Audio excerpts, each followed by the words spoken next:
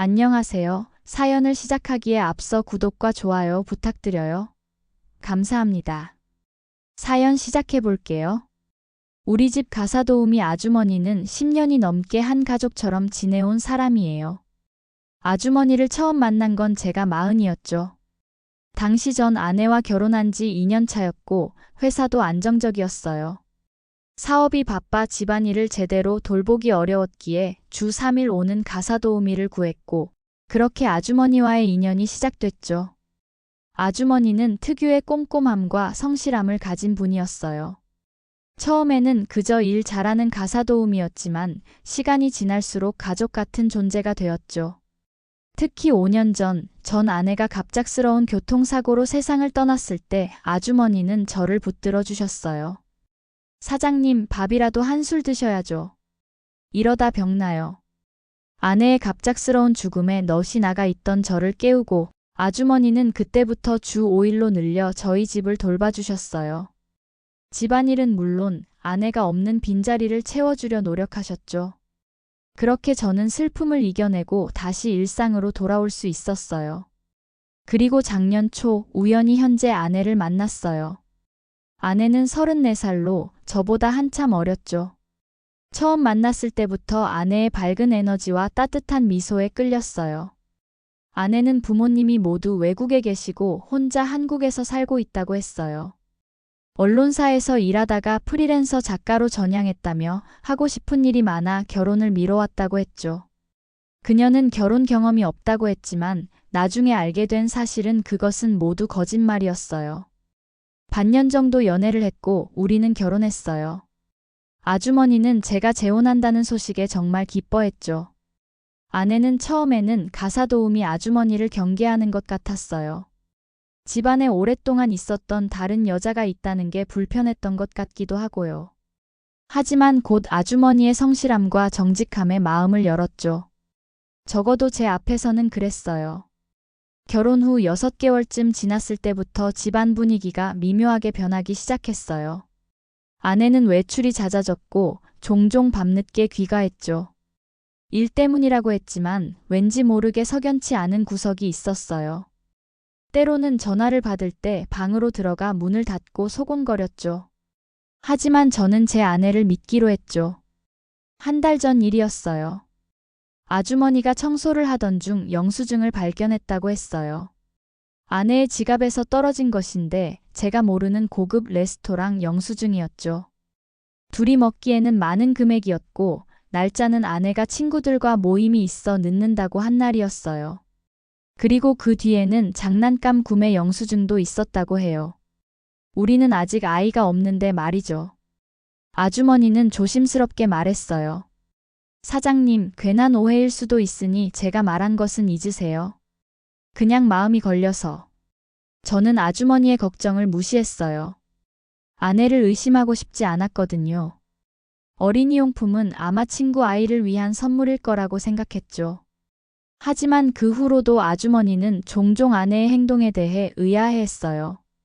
전화 통화를 할 때 목소리를 낮추거나 제가 집에 있을 때와 없을 때 태도가 확연히 다르다고요. 아주머니는 제가 없을 때 아내가 자신에게 반말을 하고 일도 뒤늦게 늘리며 청소가 안 됐다고 화를 내기도 한다고 했어요. 한 번은 아내가 몰래 누군가와 통화하면서 연준이 어떻게 지내? 보고 싶어. 라고 말하는 것을 들었다고 해요. 아내가 통화 후 눈물을 훔치는 것도 보았다고 했죠. 저는 그저 아주머니와 아내 사이의 오해라고 생각했어요. 새 가정에 적응하는 과정에서 생긴 마찰이라고요. 아내에게 아주머니를 잘 대해달라고 한 번 이야기했지만 아내는 억울하다는 듯 눈물을 보였어요. 그렇게 또 넘어갔죠. 아내의 눈물 앞에서 저는 항상 무력했으니까요.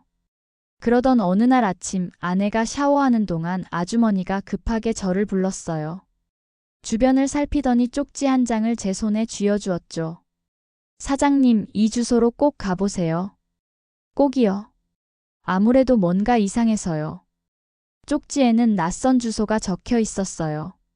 아주머니의 행동이 너무 이상했지만 10년 넘게 믿고 지낸 분이라 무슨 말인지 들어보기로 했어요. 그날 오후 아내는 출판사 미팅이 있다며 나갔어요. 저는 아주머니가 알려준 주소로 향했죠. 조금 낡은 다세대 주택이었어요. 3층 건물이었는데 반지하였어요.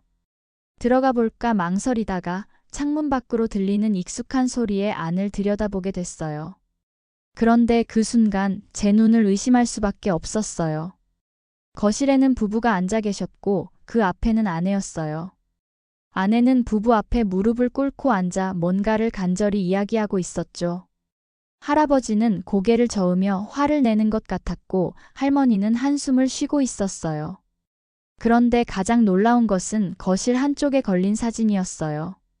아내와 어떤 남자, 그리고 품에 안긴 아기의 모습이 담긴 가족 사진이었죠.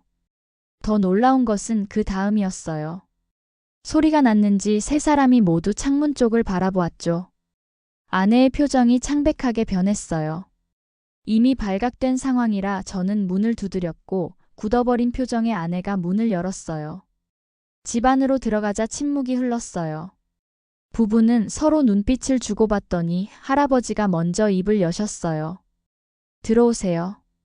아무것도 모르고 온 것 같은데? 난 애비 되는 사람입니다. 그 말을 듣는 순간 머릿속이 하얘졌어요. 아내는 부모님이 미국에 계시다고 했는데 이분들이 아내의 부모님이었어요. 이어진 대화에서 충격적인 사실들이 드러났어요. 아내의 부모님은 미국이 아닌 이 집에 살고 계셨고 아내는 언론사에서 일한 적도 없었어요. 단지 소형 잡지사에서 교정 일을 했을 뿐이었죠. 그리고 가장 충격적인 것은 아내가 이전에 5년 동안 다른 남자와 동거했고 그 사이에 아이까지 낳았다는 사실이었어요. 아이 이름은 연준이었고 지금은 2살이었죠. 현재 그 아이는 전 남자친구가 키우고 있었어요. 아내의 아버지는 한숨을 크게 내쉬더니 말씀하셨어요. 사실 난 하루도 마음 편할 날이 없네. 내 손주인데 내가 볼 수도 없고 그 사람은 좋은 사람이야. 연준이 아빠는. 하지만 우리 딸이 너무 어리석었지. 다 속이고 결혼한다기에 그렇게 말렸는데 결국은 이렇게. 아내의 아버지는 이야기를 이어갔어요. 아내가 29살에 일하다 만난 남자와 교제하다 임신을 했고 결혼을 약속했지만 그 남자의 형편을 알고 나서 끝내 결혼을 미루다 관계가 틀어졌다고 했어요. 아내는 아이를 낳았지만 저와 만나면서 결국 아이는 아이 아빠가 키우는 것으로 결정됐다고 해요. 그 과정에서 그 남자는 매일 아내를 붙잡았지만 계속 이렇게 가난하게 살기 싫다며 일방적으로 저를 만났다고 하더라고요. 우리가 너무 가난했어. 그래서 우리 애가 그런 말도 안 되는 짓을 저질렀네. 모든 걸 속이고 접근한 건 잘못됐지만 연준이 생각하면 하루도 마음이 편치 않아. 할아버지인데 손주를 볼 수도 없고 그의 생각에 잠도 편히 이룰 수가 없어. 아내의 아버지는 벽에 걸린 가족 사진을 가리켰어요. 아내와 전 남자친구 그리고 아기의 모습이 담긴 사진이었죠. 연준이는 아내를 닮아 눈매가 부드럽고 웃는 모습이 천사 같았어요. 아내는 눈물을 흘리며 말했어요. 정말 미안해요.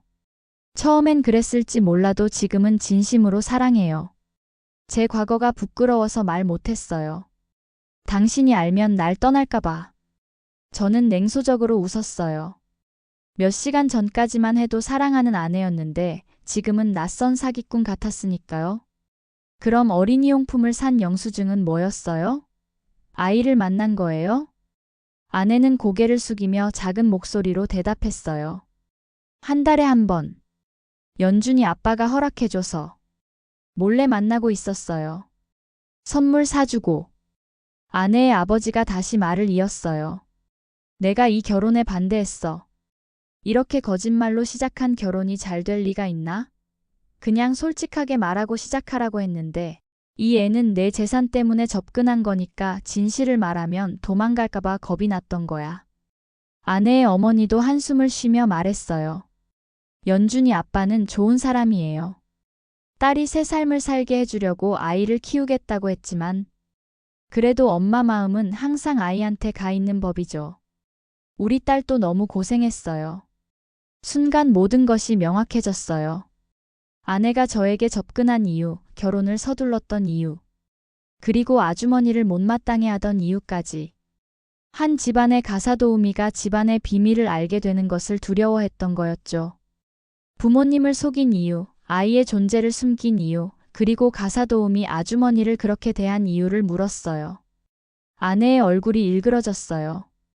가사도우미 아주머니가 제가 없을 때마다 자신을 감시하고 뒤를 캐고 다녔다고 했어요.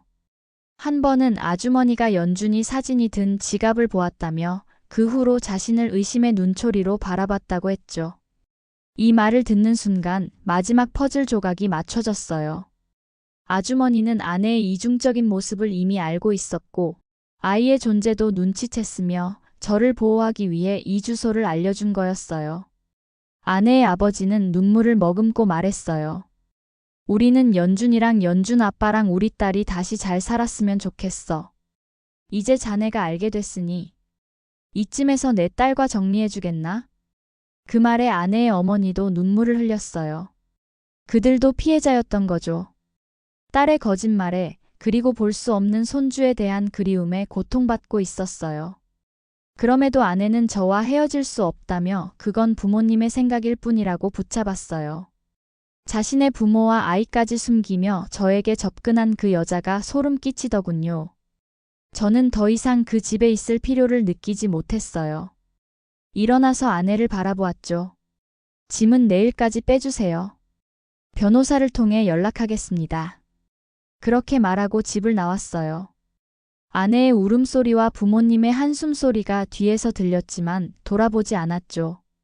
집으로 돌아오는 길에 아주머니에게 전화했어요. 정말 고맙다고 덕분에 큰 실수를 피할 수 있었다고 말했죠. 전화기 너머로 아주머니의 안도하는 목소리가 들렸어요. 아주머니는 사모님의 사생활을 캐는 것 같아 고민했지만 제가 또 상처받는 모습을 볼 수 없었다고 했어요. 집에 도착했을 때 아주머니는 저녁 식사를 준비하고 있었어요. 그동안 얼마나 많은 일들을 말없이 참아왔을지 생각하니 죄송한 마음이 들었죠. 아주머니는 증거도 없이 어떻게 말할 수 있었겠냐며 사모님 핸드폰에서 우연히 아이와 찍은 사진을 보고 의심했다고 해요. 그러다 어떤 남자와 통화하는 걸 녹음했는데 주소를 불러주길래 적었다고 하더라고요. 그날 밤 저는 오랜만에 소주 한 병을 비웠어요. 아주머니는 말없이 옆에 앉아 있었죠. 전 아내가 세상을 떠났을 때처럼 말이에요. 다음 날 아침 송금 앱을 열고 아주머니의 계좌번호를 입력했어요. 아주머니가 놀라서 전화해 왔어요. 사장님, 잘 못 보내신 건가요? 1억을 보내시다니요. 당장 취소하세요. 취소 안 됩니다, 아주머니. 이건 제 인생을 구해준 대가예요. 아주머니 퇴직금 미리 받으신 거라 생각하세요. 아주머니는 이걸 정말 받아도 되는 거냐며 되물었어요. 그동안 고생했던 시간 그리고 저를 위해 용기를 냈던 순간들을 생각하면 이 정도는 당연했죠. 그로부터 한 달이 지났어요. 놀랍게도 이혼 과정에서 아내는 재산을 요구하지 않았어요. 그저 미안하다는 말만 남겼죠. 나중에 알게 된 사실이지만 아내는 제가 떠난 후 다시 아이 아빠를 찾아갔다고 해요. 그들은 아직 재결합하지는 않았지만 함께 아이를 키우기 위해 대화를 시작했다고 하더군요. 아주머니는 여전히 우리 집에 오지만 이제는 주 2일만 와요. 나머지 시간은 그동안 미뤄왔던 자신의 삶을 살고 있다고 하더군요. 1억으로 오래된 친정집 대출을 모두 갚고 조카 대학 등록금도 지원했다고 해요. 아주머니에게 감사 인사를 전하자 그저 양심을 따랐을 뿐이라며 전 아내가 계셨다면 그러셨을 거라고 했어요. 맞아요. 첫 번째 아내는 정직하고 솔직한 사람이었어요. 그래서 아주머니와도 잘 맞았던 거겠죠. 현재 아내를 만났을 때 전 아내와 닮았다고 생각했는데 그건 표면적인 것 뿐이었네요. 오늘도 아주머니는 변함없이 집안일을 하고 있어요. 덕분에 저는 상처를 딛고 다시 일어설 수 있었죠. 가끔은 아주머니가 전 아내를 대신해 저를 지켜주고 있다는 생각도 들어요. 사장님, 이제 그만 우울해하세요. 사모님도 하늘에서 걱정하실 거예요. 아주머니의 말에 저는 웃음을 지었어요. 맞아요. 이제 다시 시작할 시간이에요. 그리고 이번에는 진짜 사랑과 믿음, 그리고 정직함이 있는 관계를 찾을 거예요. 그게 전 아내가 바라던 것이고 제가 가야 할 길이니까요. 아주머니의 용기 덕분에 저는 두 번째 인생을 시작할 수 있게 되었어요. 때로는 가장 가까운 사람이 배신하기도 하지만 예상치 못한 곳에서 진정한 충성심을 발견하기도 하는 것 같아요. 1억은 결코 아깝지 않았습니다. 진실의 가치는 그보다 훨씬 더 크니까요. 제 긴 이야기를 끝까지 들어주셔서 감사합니다. 구독과 좋아요, 알림 설정까지 잊지 마세요.